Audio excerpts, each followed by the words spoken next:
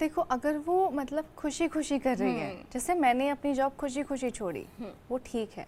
लेकिन अगर सिर्फ अपने ट्रेडिशंस को थोपने के लिए लड़कियों की जॉब छुड़वाई जा रही है कि हमारे घर में ये अलाउड नहीं है, लड़कियां काम नहीं कर सकती हैं, बहुएं काम नहीं करेंगी, बहुओं का काम ही है घर संभालना, और शादी किस लिए करी थी, वो गलत है।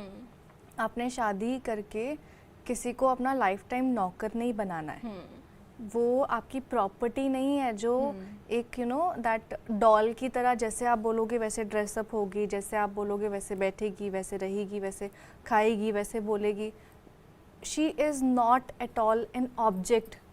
उसकी अपने एक इंडिविजुअल एस्पिरेशंस हो सकते हैं, अपने ड्रीम्स हो सकते हैं, ओपिनियंस हो सकते हैं, डिसीजंस हो सकते हैं। तो हम छोटे छोटे चीज़ों में ना बहुत ज़्यादा निगलेक्ट कर देते हैं कि वो बहू नहीं है, वो इंसान भी है पहले। तो गलत है। अगर आप पहले बात कर लो, लड़कियों को मैं हमेशा एक बात कहती हूँ कि आप पहले हर चीज़ के बारे में बात करो। अगर अरेंज मैरिज भी हो रही है, लव मैरिज भी हो रही है, आप इंसान को जानो। Don't go for for the looks, for the property, for the money और for the job he is having. उन सब चीज़ों के पीछे मत जाओ। ये सोचो कि तुम्हारे जो ड्रीम्स हैं, तुम्हारे जो ओपिनियंस हैं, वो उससे अलग होते हुए भी क्या वो उनको रिस्पेक्ट कर पा रहा है या नहीं कर पा रहा है। घर के बाद के जो हाउस होल्ड की जो जिम्मेदारियां होती हैं, कि अगर तुमको फाइनेंस में तुम अच्छी हो तो तुम उसको बताओ कि I want to handle the financial things in my house. अगर तुम ग्रोसरीज में अच्छी हो, तुमको पता है कि बजट शॉपिंग कैसे करनी है, हाउस होल्ड कैसे मेंटेन कर, रिस्पॉन्सिबिलिटी बांटो। जब एक लड़की हनीमून डिस्कस कर सकती है, जब एक लड़का ये प्लान कर सकता है कि हम शादी के बाद कहाँ घूमने जाएंगे, तो शादी से पहले ये भी डिस्कस करो कि आपके सपने क्या हैं, आप अपनी ज़िंदगी में क्या चाहते हो, 5 साल बाद 20 साल बाद के गोल्स क्या है, बच्चा कब प्लान करना है कब नहीं, हर तरीके से बात करो। बिकॉज शादी होने के बाद में एकदम से जब चीज़ें आती हैं ना, तो आपके पास ऑप्शन नहीं बचता है चेंज का।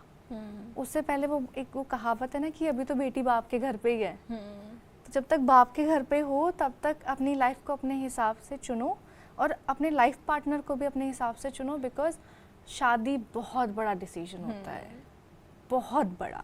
उससे बड़ा आई डोंट थिंक ज़िंदगी में कोई और फैसला होता है। आप जॉब चेंज कर सकते हो, आप घर चेंज कर सकते हो, आप गाड़ी चेंज कर सकते हो, लेकिन आप पति नहीं चेंज कर सकते। और अगर करना भी है ऐसे, there are so many things involved and legal चीज़ें इतनी इन्वॉल्व होती हैं कि वो अगेन एक बहुत ही ज़्यादा मेंटली फ्रस्ट्रेटिंग चीज़ होती है। सो राइटली सेड कि जो भी चीज़ कर रहे हो तो बढ़िया से ही चूज़ करना चाहिए। एज इन वो कहते हैं ना कि अगर हम लिपस्टिक भी लेने जाते हैं या अगर हम कुछ ड्रेस भी लेने जाते हैं तो वो भी इतना देखते हैं कि ये सूट करेगा कि नहीं, इसको कौन से ओकेजन पे पहनेंगे। So this is life partner, you should choose wisely. वैसे एक और चीज़ है जो जैसे ये तो हो गया कि बहुओं को घर पे बिठा के रखेंगे, लेकिन एक और चीज़ ना बड़े ही कन्वीनियंटली लड़की के घर वालों को बोली जाती है। कहते हैं ना कि अब डाउरी का ज़माना चला गया है, अब तो हम नहीं लेंगे जी, दहेज वहेज क्या है, ये तो पुरानी बातें हैं। लेकिन अब इसका तरीका बदल गया है, अब इसे गिफ्ट्स कहा जाता है। और मैंने बहुत से लोगों को देखा है, बहुत अच्छे फाइनेंशियली स्टेबल फैमिलीज़ हैं, but still they are asking for gifts in a way कि ठीक है, आपने जो भी देना है अपनी लड़की को ही तो देना है, दोनों बच्चे राजी खुशी रहेंगे, दोनों बच्चे खुश रहेंगे, आप अपने हिसाब से दे दो, है ना। तो आपने क्या अपने आसपास देखा है ऐसी चीज़ें होते हुए? मैंने देखा है, लेकिन मेरी शादी के टाइम पे ना हमारा 1 रुपए का रिश्ता था। एंड मेरे हस्बैंड बहुत ज़्यादा खिलाफ है। दे आर लाइक कि वी आर लाइक कि हमें जो ज़िंदगी में करना है ना, घर चाहिए, गाड़ी चाहिए, सोफ़ा चाहिए, टीवी चाहिए, वॉशिंग मशीन चाहिए, कमाएंगे और लाएंगे। तो अगर लड़कियों के सामने ऐसा चीज़ें आ रही हैं, मेरे सामने आई है जो उन्होंने मतलब जिनके पेरेंट्स राजी दे रहे हैं और उनको कोई प्रॉब्लम नहीं है, लड़कियां खुद जाके सेलेक्ट भी कर रही हैं कि मेरे को तो ये वाला मैट्रेस चाहिए, मुझे तो ये वाली गाड़ी चाहिए, मैं स्विफ्ट नहीं लूँगी, मैं फॉर्च्यूनर लूँगी। अगर लड़कियां राजी कर रही हैं देन इट्स ओके। बट अगर आपको ये पता लग रहा है कि आगे से डिमांड्स आ रही हैं, तो ये सोचो कि demands are never ending, expectations are never ending. आप कभी किसी को खुश कर ही नहीं सकते हो। आज इतनी सी चीज़ मांगी है, 2 महीने बाद ज़्यादा बड़ी होगी, 3 महीने बाद ज़्यादा बड़ी होगी, एंड देन वो केसेस अराइज होते हैं।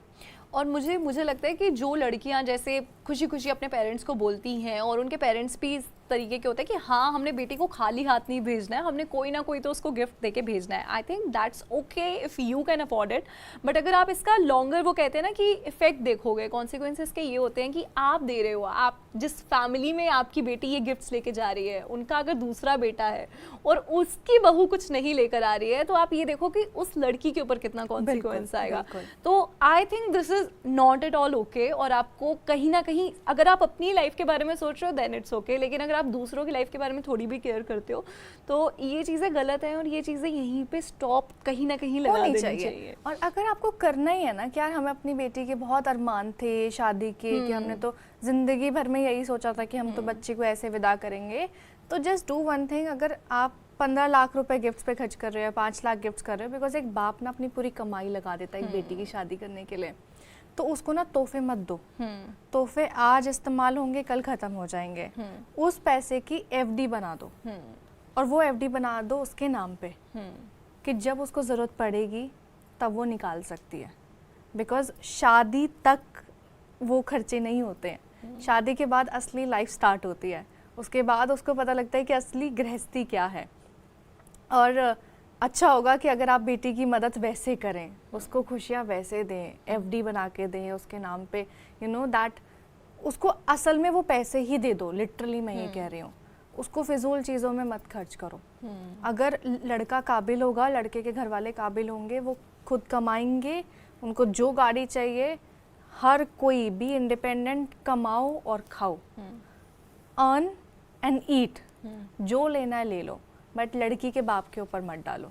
बिल्कुल, I also think like that कि यू नो जो भी चीज़ हम कर रहे हैं उसे सोच समझ के कर लेना चाहिए कि कल को उसका किसी और के ऊपर क्या इफेक्ट होगा या आप ही की लाइफ के ऊपर क्या इफेक्ट होगा।